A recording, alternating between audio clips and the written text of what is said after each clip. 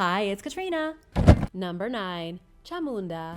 Chamunda is a fearsome personification of the Hindu divine mother Parvati. She is actually quite terrifying, shown with a skeletal body that looks like she is starving or emaciated, an angry or ferocious face, and veins popping out of her legs. Chamunda is often shown wearing a garland of severed heads or skulls and having either 4, 8, or 12 arms. She uses them for holding a drum, a trident, a sword, a snake, a thunderbolt, a severed head, a wine cup, and a few other things. She's described as having flaming eye sockets that burn the world and is surrounded by various beasts, as well as ghosts and skeletons. Her huge headdress is made of matted hair and is tied with snakes and a tiara of skulls. As the Metropolitan Museum of Art says, the goddess is always depicted in stark and horrific sculptures all throughout India. She is also one of the 7 matrikas, or mother goddesses, and one of the chief yoginis, which are a group of tantric goddesses who attend to the warrior goddess Durga. She is famous for decapitating the demons Chanda and Munda, and is known for being the destroyer of evil,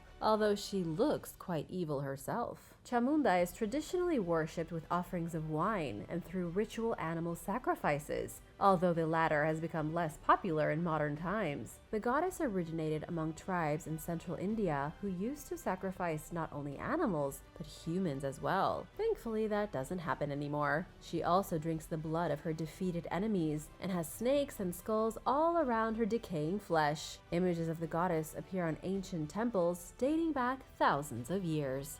Number 8. Burke and Hare murder dolls. Edinburgh, Scotland was a leading center of anatomical study during the 19th century, but this led to a shortage of cadavers for students to learn from, and 2 men named William Burke and William Hare saw an opportunity to profit from the skyrocketing demand for bodies. In 1828, the pair sold 17 corpses to an anatomist named Robert Knox, who dissected bodies during his lectures. Their first sale was the body of a lodging tenant who had died from edema, a condition that causes the body to swell. After realizing how much money they could make per body, Burke and Hare murdered 16 people and split the profits. They eventually got caught. Hare received immunity in exchange for his testimony and managed to avoid jail time. Burke, on the other hand, was hanged for his crimes the following year. But the twisted tale didn't end there. In 1836, a group of boys playing in a park found a strange collection of 17 dolls. They were packed into miniature coffins and stuffed into a hole on a hillside. People initially assumed that the dolls were toys or that they had something to do with witchcraft, but many saw similarities between the dolls and Burke and Hare's victims and suspected that there was a connection. Modern scientists performed DNA tests to see if they could prove that the killers created the dolls, but the results were inconclusive. Still, many researchers believe that the dolls have something to do with the murders. One theory suggests that Burke made the dolls to ease his guilty conscience. 8 of the dolls survive today and are on display at the National Museum of Scotland, where they serve as a curious mystery of the past. Number 7. Demonic Ancient Jar. Last year, archaeologists were excavating a Neolithic farmhouse in Poland when they found a 7,000-year-old jar fragment that was shaped like a human face with horns. The team doesn't know the meaning of the figure depicted on the jar, but they believe that it may have had spiritual or religious significance to the people who created it. Similar objects have been discovered further to the south, but this is the first artifact of its kind ever found in Poland, leading experts to believe that the prehistoric villagers had contact with people who lived in what is now Hungary and Slovakia. The jar is made from obsidian, which was not locally sourced, further indicating that it was imported. The people who lived at the site were from the linear pottery culture. They lived in Europe from 5500 to 4500 BC and are known for the distinctive way they decorated their pottery. The settlement contains several longhouses, with each measuring around 36 feet long, as well as pits filled with broken ceramics and flint objects. Excavations are being carried out after the site was narrowly spared from destruction ahead of construction plans. Researchers scrambled to secure funding to complete the dig and are just now learning about what life was like for the linear pottery people who lived in the region. Whether the ongoing project will uncover the meaning behind the demonic-looking jar remains to be seen. Number 6. A Saint's Heart. In 2012, a sneaky thief entered the Christchurch Cathedral in Dublin, Ireland, and made off with the 800-year-old heart of St. Lawrence O'Toole, the city's patron saint. Investigators believe that the intruder may have stayed in the church overnight before snatching the relic and taking the time to light 2 candles at the altar before leaving. St. Lawrence was born in County Kildare in 1132. He was appointed as the Archbishop of Dublin in 1161. While he did many noteworthy things during his time there, he became most famous for acting as a peacekeeper during the Anglo-Norman invasions of Ireland. The pious priest passed away in 1180 during a peacekeeping mission in Normandy, France. He was declared a saint in 1225. St. Lawrence's heart was kept on display at the cathedral inside a wooden heart-shaped box inside an iron cage. The thief who stole it in 2012 is thought to have used wire cutters to pry the cage open and get to the heart. As an object that was priceless to the church but had little monetary value, the relic was a strange choice for such a carefully plotted heist. To make things even weirder, 6 years after O'Toole's heart vanished, Irish police found it undamaged in Dublin's Phoenix Park.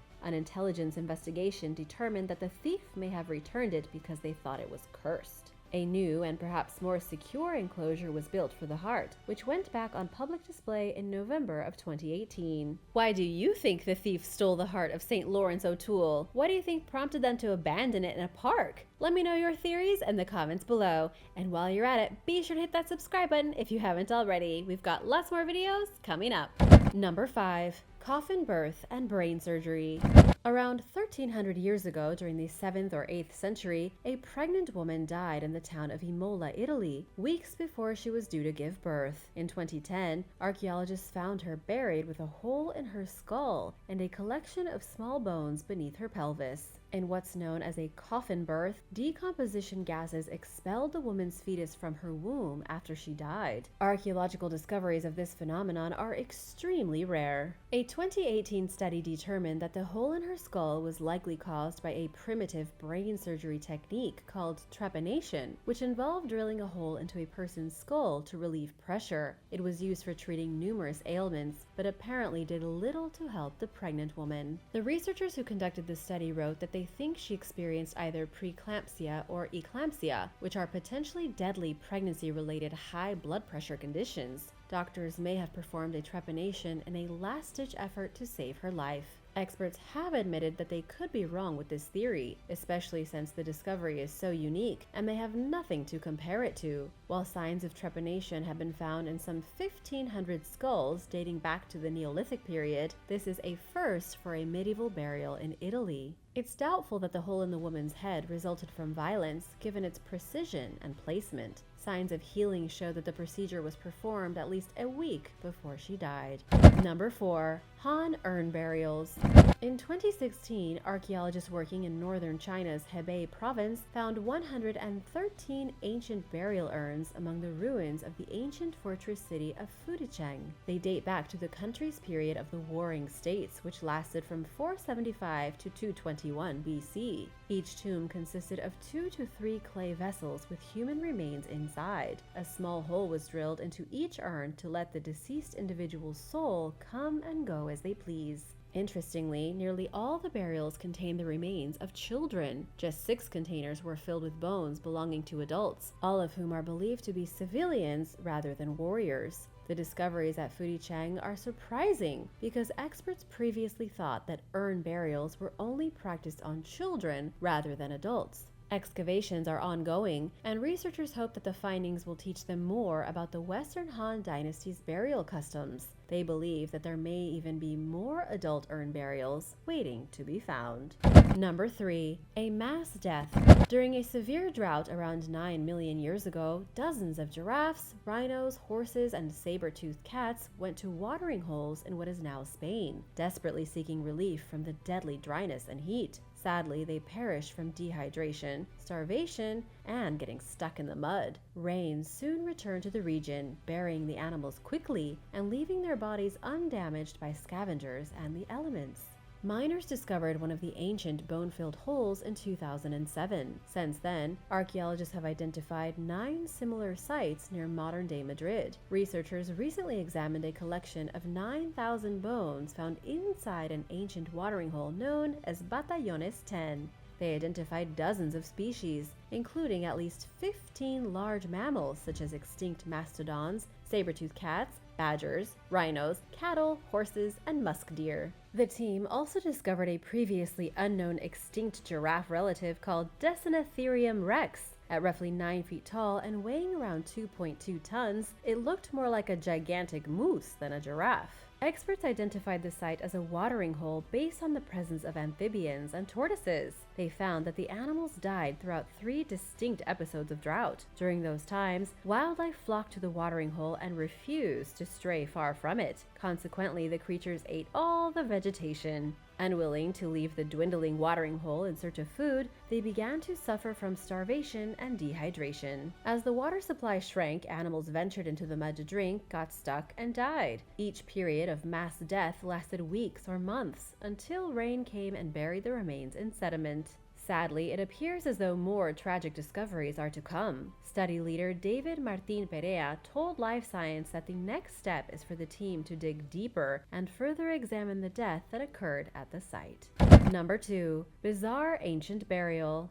While working at the Ofuka-cho archaeological site in Osaka, Japan last year, archaeologists unearthed a series of strange circular holes filled with the remains of 1,500 people and animals. The bizarre burials, which contain pigs, horses, and at least 1 cat, date back to the mid to late 19th century, during Japan's Edo period. Officials discovered the graves near a busy train station during the early stages of construction on a new skyscraper. There aren't any valuable goods in the tombs, suggesting that the people who were buried there were commoners. Some of the remains show signs of disease, so it's also possible that the deceased perished during a 19th century epidemic that swept through the area. Archaeologists also uncovered coffins filled with several bodies each, which supports the theory that the burials contain victims of a deadly disease.